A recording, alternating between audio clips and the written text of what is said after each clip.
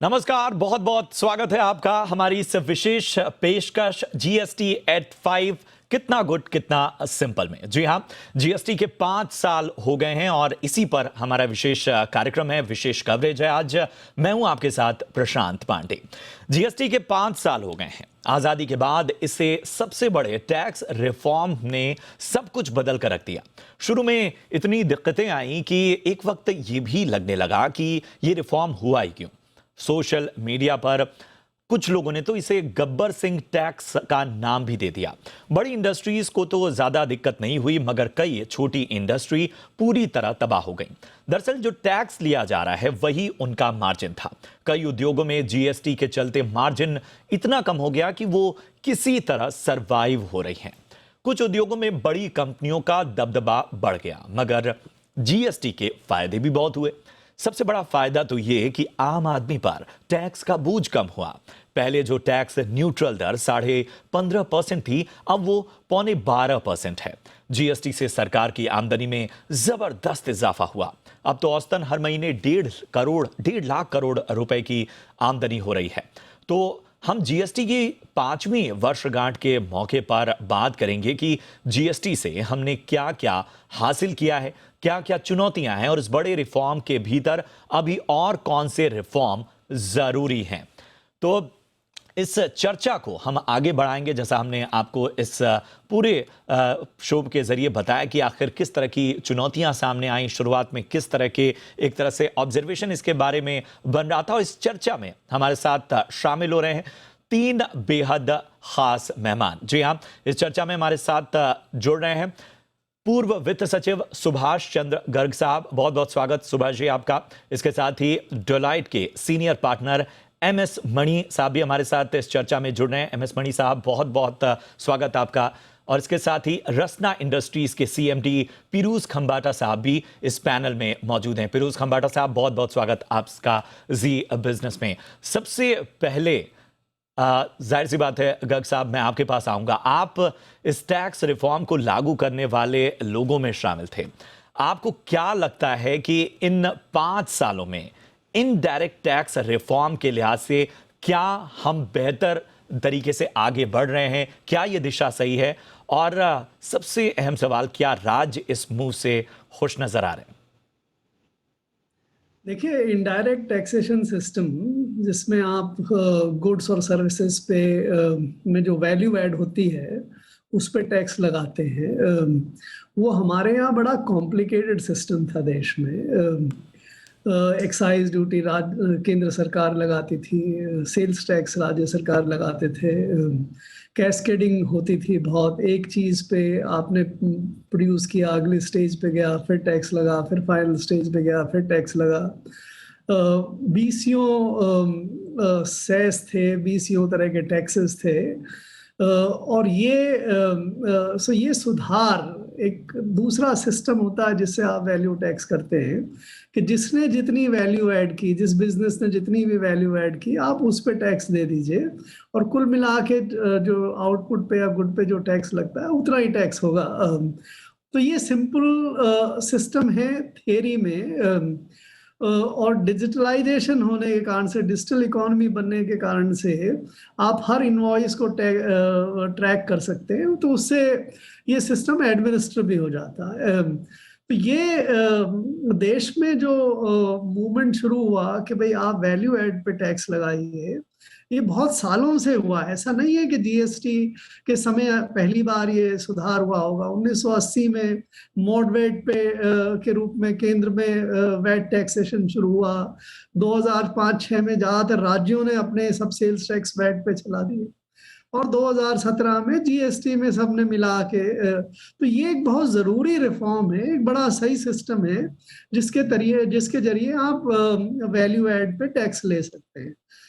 मुश्किल है कई तरह की चीजें, क्योंकि हर इनवॉइस पे टैक्स ट्रैक करना होता है। हर व्यक्ति को जो इस सिस्टम में, हर बिजनेस जो उस पे जुड़ा हुआ उस पे टैक्स लगता है, और जहाँ पे भी चेन डिस्टर्ब हो जाती है वहीं पे दिक्कत शुरू होती है। तो ये बट ये सब चीजें सॉल्व हैं, की जा सकती हैं। तो जीएसटी का आना देश में बहुत बेहतरी और बहुत जरूरी वाला कदम था। अभी हम कुछ चीजें अभी भी हमारी जीएसटी से बाहर है, जैसे पेट्रोलियम पे टैक्सेस, इलेक्ट्रिसिटी पे टैक्सेस, अल्कोहलिक प्रोडक्ट्स पे टैक्सेस, अभी भी वो चीजें, उस पे हमें आगे बढ़ना चाहिए। कुछ वैसी प्रॉब्लम्स हैं कि स्मॉल, आपने आपके प्रेजेंटेशन में बात आ रही थी कि स्मॉल वाले लोगों को नुकसान हो रहा है, वो मार्जिन, टैक्स मार्जिन उनका कम हो गया है, उससे प्रॉफिट मार्जिन कम हो गया। तो ये इश्यूज सॉर्ट आउट होंगे और होने चाहिए। ये एक अच्छा कदम है, एक बढ़िया कदम है, बढ़िया रिफॉर्म है, इसको हमें आगे बढ़ाना चाहिए। बिल्कुल बिल्कुल, एक अच्छा रिफॉर्म है और उसकी पेचीदगियों को कहीं ना कहीं आसान बनाना सबसे ज़रूरी है। फिरोज खंबाटा साहब, मैं आपके पास आना चाहूँगा। आप इंडस्ट्री से जुड़े हैं, रिफॉर्म्स ज़रूरी हैं और वक्त वक्त पर उनमें बदलाव भी ज़रूरी हैं। और बड़ी इंडस्ट्रीज को तो इसमें हमने फ़ायदा देखा, इसमें कोई दो राय नहीं है। उनका कंप्लायंस का बोझ कम हुआ और जो थोड़ा बहुत है भी उनके लिए, उनके पास मैन पावर है, कुछ लोग रख लिए हैं उन्होंने। लेकिन छोटी इंडस्ट्रीज पर बुरा असर पड़ा और उसकी रिपोर्ट सबके सामने भी आई। बहुत सी इंडस्ट्रीज का, जैसा गर्ग साहब भी कर रहे थे, कि मार्जिन ही जो है वो इस स्लैब में आता है, 10% तक कुछ का होता था।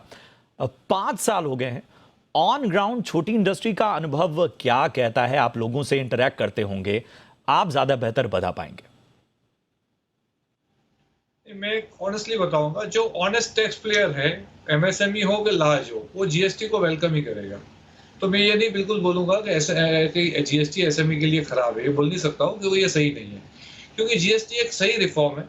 आज वर्ल्ड ओवर यही एक सिस्टम है कि आप जितना वैल्यू ऐड करो इतना टैक्स भरो, और आई थिंक कोई एमएसएमई को इसमें प्रॉब्लम नहीं होना चाहिए। थोड़ा बहुत पहले जो पेपर वर्क था, जो सिस्टम थी, वो गलत थी, वो गवर्नमेंट ने काफी रिचेस सुधारी है, और एसएमए भी आज सुधर गई है। और आजकल ऐसे काफी ऐप मिलते हैं कि जिसमें आपको काफी सॉफ्टवेयर मिलते हैं, जिसमें जीएसटी का बहुत सरल हो गया है। थोड़ा बहुत रिटर्न फाइलिंग और सरल हो सकता है, पर मैं ये मानता हूं कि आप ये देखो कि जीएसटी ना हो गए, और अगर मैं एमएसएमई हूं, अगर 5 स्टेट में काम करना है मेरे को, तो मेरे को डिपो खोलने पड़ेंगे, ट्रांसफर करना पड़ेगा, सीएसटी भरना पड़ेगा, वो स्टेट से फिर मेरे को असेसमेंट कराना पड़ेगा। तो उससे तो ये बहुत अच्छा है ना, एक ऑल्टरनेट की बात करते हैं। आज जो पहला सिस्टम था वो तो और डिफिकल्ट था, और जो एक्साइज के जो रूल्स थे वो तो और डिफिकल्ट थे एमएसएमई के लिए। तो मेरा ये मानना है कि ये सलत गलत है कि कहना कि एमएसए के लिए खराब है। जो एक चीज है कि पहले थोड़ा एग्जेम्पशन लिमिट बड़ा था, अभी एग्जेम्पशन लिमिट और बड़ा हो सकता है, और जीएसटी में और बहुत सारी और खामियां हैं जो सुधारी जा सकती है। अगर आप चाहो तो अभी बता सकता हूँ कि क्या क्या बिल्कुल खामियां हैं और मेरे हिसाब से क्या सुधरनी चाहिए। बिल्कुल, और नंबर वन खामी उस पे भी हम आएंगे खंबाटा साहब। और क्योंकि डायरेक्ट आप, जैसे मैंने कहा कि जी, इंटरैक्ट आप कर रहे हैं, तो जाहिर सी बात है कि वो जानना भी बेहद जरूरी होगा। रुक करूंगा अब एमएस मणि साहब का। एमएस मणि जी, सरकार की आमदनी बढ़ रही है और ये तो आंकड़े हमारे सामने हैं। शुरू के एक दौर में था जब ये काफी मुश्किल लगता था, इंडस्ट्री, छोटे कारोबारी सभी परेशान नजर आते थे। इनपुट टैक्स क्रेडिट लेने में भी दिक्कत होती थी, फाइलिंग में भी दिक्कत होती थी। तो क्या ये दिक्कतें अब दूर होती नजर आ रही हैं या बहुत सी मुश्किलें अभी बनी हुई हैं? देखिए, पहली बात यह है कि वस्तु सेवा कर किसी भी कंट्री में जब इम्प्लीमेंट हुआ है, वो over a period of time हुआ है, और ऐसा नहीं है कि और किसी कंट्री में जब ये इंट्रोड्यूस हुआ है 1 साल में, 6 महीने में, 2 साल में पूरा सा सेटल हो गया है। बहुत सी कंट्रीज में 10 साल, 12 साल लग गए हैं उसको परफेक्ट करने में, और हमारी कंट्री में इतने स्टेट्स हैं, फेडरल स्ट्रक्चर है, उसको परफेक्ट करने में थोड़ा सा वक्त जाएगा। तो शुरुआत की जो तकलीफें थी, वो ज्यादातर तकलीफें थी आईटी इंफ्रास्ट्रक्चर रिलेटेड। जब जीएसटीएन जिसको सेटअप किया था, उसकी पोर्टल में कुछ तकलीफें आ रही थी और उसकी पोर्टल परफेक्ट नहीं थी। पर अच्छी बात यह है कि जब भी फीडबैक दिया गया सारे बिजनेस के तरफ से जीएसटीएन को या गवर्नमेंट को, उन्होंने इमीडिएटली उसके ऊपर एक्ट किया है। और over a period of time, पिछले 2-2.5 साल से जीएसटीएन की तकलीफें या पोर्टल की समस्या बिल्कुल नहीं के बराबर है। अभी भी थोड़ी बहुत तकलीफें आती रहती हैं कभी पर वो आईटी इंफ्रास्ट्रक्चर रिलेटेड है, जो कि हर जगह पे होता है। पर जीएसटी ओवरऑल सारे लोगों ने कहा कि ये जो है ये बहुत नेसेसरी रिफॉर्म है, और इसके ऊपर पिछले टैक्स के मुकाबले में काफी हद तक सुधार हुआ है। बिल्कुल हुआ है। और मैं ये मानता हूं कि 5 साल में जो हमने सुधार देखा है, 5 साल पहले अगर कोई हमसे पूछता कि इतना रिफॉर्म आप देखेंगे क्या कि जो इनवॉइस जनरेट हो रही है वो डायरेक्ट एक सरकार के पोर्टल पे जा रही है और वहां पर वो अवेलेबल है सारे लोगों को देखने के लिए जो वो गुड्स को ट्रैक करना चाहते हैं। जो रिटर्न फाइलिंग है वो कंप्लीटली इलेक्ट्रॉनिक है, जो टैक्स पेमेंट है वो सिर्फ इलेक्ट्रॉनिक है। इस हद का जो इलेक्ट्रॉनिक इंटरफेस हम देख रहे हैं जीएसटी में, शायद 5 साल पहले हम में से किसी ने सोचा नहीं था कि हम इलेक्ट्रॉनिकली कंप्लायंट डेटाबेस के साथ डे टू डे बेसिस पे इंटरैक्ट करेंगे। इसका मतलब ये नहीं है कि कोई तकलीफें नहीं हैं, बिजनेसों ने बहुत तकलीफ झेली हैं, खास करके शुरुआत में, पर पिछले 2-3 साल से ये सारी तकलीफें बहुत बहुत कम हो गई हैं। जहां तक एमएसएमईस और एसएमईस का सवाल है, उनकी तकलीफें प्री जीएसटी एरा में इससे ज्यादा थी, अभी भी उनके पास तकलीफें हैं, पर उनकी जो तकलीफें हैं हमें शायद उसको डिवाइड करना चाहिए। क्या वो जीएसटी पॉलिसी रिलेटेड इश्यूज हैं कि जीएसटी इंप्लीमेंटेशन रिलेटेड इश्यूज हैं? क्योंकि अगर वो रेट ऑफ टैक्स की इश्यू है कि पहले कोई आइटम के ऊपर रेट ऑफ टैक्स 6% था और अभी उस आइटम को 12% पे टैक्स कर रहे हैं, इसलिए उनका जो मार्जिन है वो कम हो गया है, वो rate classification policy related issue है जिसका सुधार हो सकता है फ्यूचर में। पर अगर कुछ एमएसएमईस और एसएमईस पहले जीएसटी के दायरे इनडायरेक्ट टैक्स के दायरे के बाहर रह के अपना बिजनेस करते थे, वो मौजूदा हालात में बहुत मुश्किल है किसी को करने के लिए। सो ओवरऑल जो टैक्स बेस का जो एक्सपेंशन हुआ है, सारे जो बिजनेसेस हैं वो एक वैल्यू सिस्टम में भी आ गए हैं, हर लेवल का वैल्यू एडिशन ट्रैक हो रहा है दूसरे लेवल पे, सारे लोगों को वो ट्रांसपेरेंटली अवेलेबल है डेटाबेस में दिखने के लिए।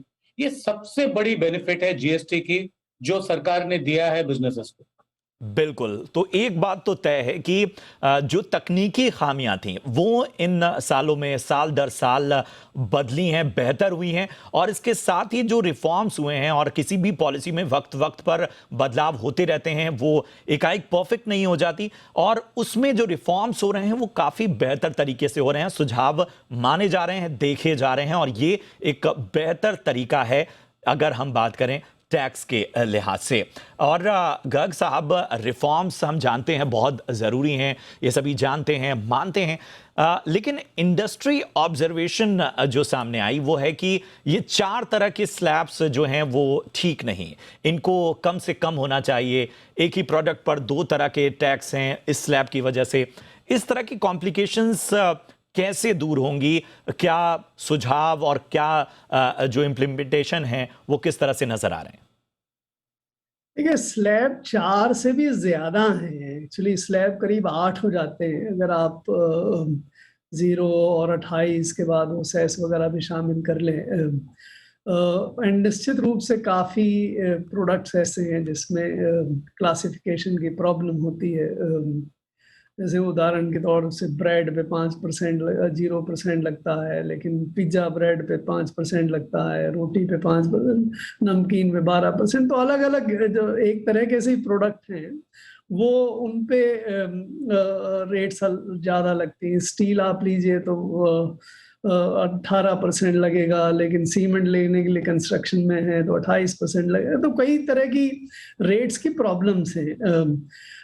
लेकिन ये जब भी इसमें रिफॉर्म की बात करें तो उससे पहले हमें देखना चाहिए कि पहले क्या स्थिति थी। पहले 20 तरह की रेट्स हुआ करती थी, अलग अलग स्टेट्स में अलग अलग रेट्स होती थी। एक ही चीज की रेट 4 स्टेट्स में 4 तरह की होती थी।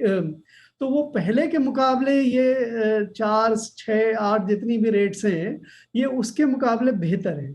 लेकिन हमें इस पे संतोष नहीं करना चाहिए, हमें आगे बढ़ना चाहिए और कोई एक रेशनल आधार पे, कोई ऐसा आधार जिसपे सब लोग सहमत हो सकें कि यस ये एक रेशनल डिस्क्रिमिनेशन करने का तरीका है, क्लासिफिकेशन करने का तरीका है। और हमें अगर हम 2 या मैक्सिमम 3 रेट पे अपने जीएसटी स्ट्रक्चर को ला सकें, थोड़ा और आगे भी सोचना पड़ेगा कि जो असेट पे हम टैक्स लगाते हैं, चाहे गोल्ड हो, चाहे ये मकान वगैरह हो, वो गुड्स नहीं है, उनका एक अलग सिस्टम ऑफ टैक्सेशन बनना चाहिए। तो ये रिफॉर्म बहुत ज़रूरी है, इसको लेकिन किया जा सकता है। ये ऐसा अनसॉल्वेबल या जिसका सॉल्यूशन नहीं है, वो वैसी समस्या नहीं है। कई बार पॉलिटिकल कंसिडरेशंस इसमें सामने आ जाते हैं, जैसे 2018-19 में कई सारी चीज़ों के रेट्स कम किए, जो उन रेट्स को कम करने की शायद ज़रूरत नहीं थी, उसके कारण से जीएसटी की रेवेन्यू एक्चुअली काफ़ी घट गई। आज भी जब हम कई बार ये कहते हैं 1.5 लाख करोड़ हो गया, 1,60,000 करोड़ भी आ गया, 1,40,000 करोड़ आ गया, अभी भी हमारा जीएसटी अगर जीडीपी के मुकाबले देखें तो उसका प्रोपोर्शन परसेंटेज जो है वो पहले 2016 15-16 तक के जो टैक्स कलेक्शन होता था इन्हीं चीज़ों पे, उससे कम आता है। तो ऐसा नहीं है, इस पे हमें ज़्यादा खुश नहीं होना चाहिए कि जीएसटी बहुत बढ़िया कलेक्शन दे रही है, जीएसटी से बहुत ज़्यादा आ रहा है। अभी पिछले कुछ 1-1.5 साल से इन्फ्लेशन बहुत बड़ा है, उसके कारण से भी रेवेन्यू में सुधार आया है। जी। इम्पोर्ट्स बहुत ज़्यादा हुए हैं, इम्पोर्ट्स के कारण से टैक्सेशन बढ़ा है। ये परमानेंट नहीं है, इन्फ्लेशन घटेगा, ये इम्पोर्ट्स में थोड़ी सी कमी आएगी तो फिर वापस से टैक्स कलेक्शन गिरना जाएगा। उसको सॉल्यूशन का तरीका यही है कि आपका बेस में रेट्स को रेशनलाइज करके वो उचित तरीके से टैक्सेशन लगाएं, और जो जीएसटी के बाहर है उनको आप अंदर लाके उनका टैक्सेशन भी सिस्टम से रेशनलाइज करें। तो ये वर्क इन प्रोग्रेस है, इस पे काम अब आगे होना चाहिए। लेकिन एक चीज मैं आपको कहूंगा, मेरे ख्याल से हम आगे डिस्कस कर सकते हैं जी जी कि सेंटर और स्टेट्स के बीच में जो बहुत बढ़िया कोऑपरेशन बना था 2017 में, जिसके कारण से जीएसटी आई थी, उसमें थोड़ी सी प्रॉब्लम आ गई। बिल्कुल ट्रस्ट डेफिसिट। बिल्कुल बिल्कुल, वो बात वो इसी वजह से मैंने कहा कि क्या जो राज्य हैं वो इन रिफॉर्म्स और इन बदलावों से कितना खुश नजर आ रहे हैं, कितना संतुष्ट नजर आ रहे हैं, ये तालमेल कितना दिख रहा है। शो के दूसरे हिस्से में हम इस पर तमाम जो हमारे एक्सपर्ट्स हैं उनसे चर्चा करेंगे। और अभी तक की बातचीत से ये साफ तौर पर नजर आ रहा है कि जीएसटी एक ऐसा रिफॉर्म है जिसमें अब तक इन 5 सालों में बेहतर तरीके से बदलाव हुए हैं, सही दिशा में आगे बढ़ रहा है। चुनौतियां क्या हैं, चैलेंजेस क्या हैं, प्रोग्राम के अगले हिस्से में हम बात करेंगे। फिलहाल रुकेंगे एक छोटे से ब्रेक के लिए।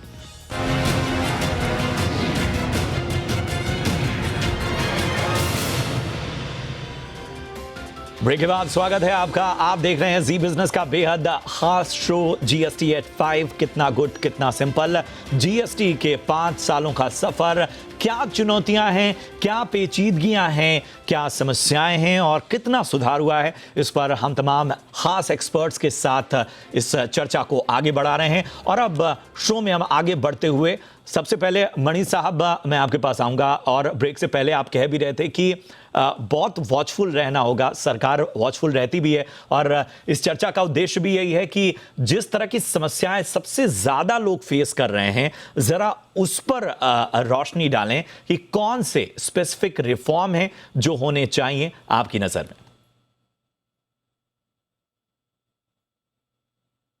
देखिए, मेरे हिसाब से अगर हम अगले 5 साल का सोचते हैं, क्योंकि जीएसटी जो है वो इंक्रीमेंटल रिफॉर्म नहीं होनी चाहिए, वो लॉन्ग टर्म रिफॉर्म है और वो अभी चलनी है। अगले 20, 30, 40 साल में जीएसटी चलनी है जैसे दूसरे मुल्कों में चला है। तो अगर मैं अगले 5 साल की बात मैं देखता हूं तो उसमें कुछ चीजें हैं जो शायद हमें एस्पायर करने चाहिए कि ये चीजों को हमें कंप्लीट करना है अगले 5 साल में। सबसे पहला कदम ये रहेगा कि हमें पेट्रोलियम प्रोडक्ट्स को जीएसटी के अंतर्गत लेके आना है। अब इसकी तो कॉन्स्टिट्यूशनल परमिशन ऑलरेडी है। ये जरूरी है कि स्टेट्स और सेंटर मिल के बात करें और डिसाइड करें कि over a period of time natural gas को पहले लेके आए, एटीएफ को पहले लेके आए, फिर कुछ दिनों के बाद में, कुछ महीनों के बाद में पेट्रोल और डीजल को लेके आए। पर पेट्रो प्रोडक्ट्स का जो इंक्लूजन है जीएसटी में वो बहुत जरूरी है, क्योंकि अभी एक बहुत बड़ा सेक्टर है पेट्रोलियम प्रोडक्ट्स रिलेटेड जो जीएसटी के दायरे में आ सकता है पर दायरे के बाहर रखा गया है। तो अगले 5 साल में पेट्रो प्रोडक्ट्स को जीएसटी में लेके आना मेरे हिसाब से बहुत अच्छा कदम रहेगा, जिसकी वजह से उनके जो यूजर इंडस्ट्रीज हैं उनको भी इनपुट टैक्स क्रेडिट की सुविधा उपलब्ध हो सकेगी। नहीं तो वो जीएसटी के दायरे के बाहर रहेंगे, क्योंकि वो जो इनपुट टैक्स पे कर रहे हैं वो वैट का है, एक्साइज का है, और उनका जो आउटपुट टैक्स है वो जीएसटी का है। तो ये बहुत इंपॉर्टेंट रिफॉर्म है जो अगले 5 साल में प्लान करनी है। दूसरी चीज यह है कि अगले 5 साल में हमें देखना है कि जीएसटी के जो रिटर्न का जो सिस्टम है उसको किस तरीके से हम और थोड़ा सिंप्लीफाई करें।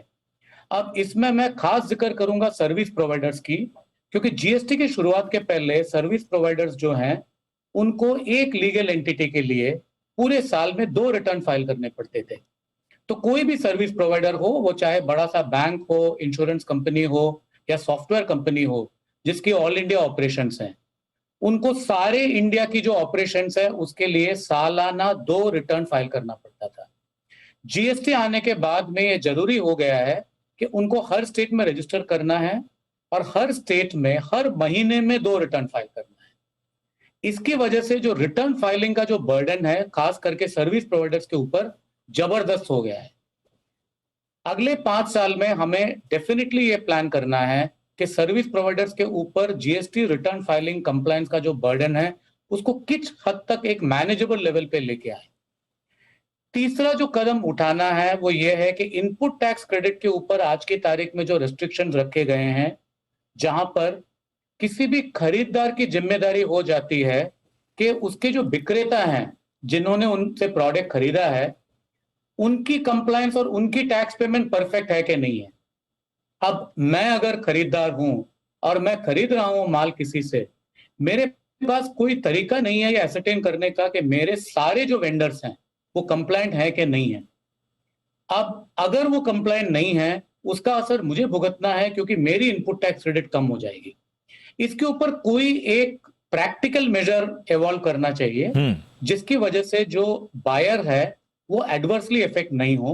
रेवेन्यू के इंटरेस्ट तो डेफिनेटली प्रोटेक्ट करना जरूरी है और नॉन कंप्लायंट जो वेंडर्स हैं, जो टैक्स एवेडर्स हैं, उनको तो डेफिनेटली नो फ्लाई लिस्ट में डालना चाहिए, उसमें कोई डाउट नहीं है, कोई शक की गुंजाइश नहीं है। बिल्कुल बिल्कुल। पर ये जरूरी है कि जो ऑनेस्ट बिजनेस हैं, जो खरीदार की कैपेसिटी में माल खरीद रहे हैं, उसका पेमेंट कर रहे हैं, उसके साथ में जीएसटी का भी पेमेंट कर रहे हैं, उनको इनपुट टैक्स क्रेडिट डिनाई नहीं हो।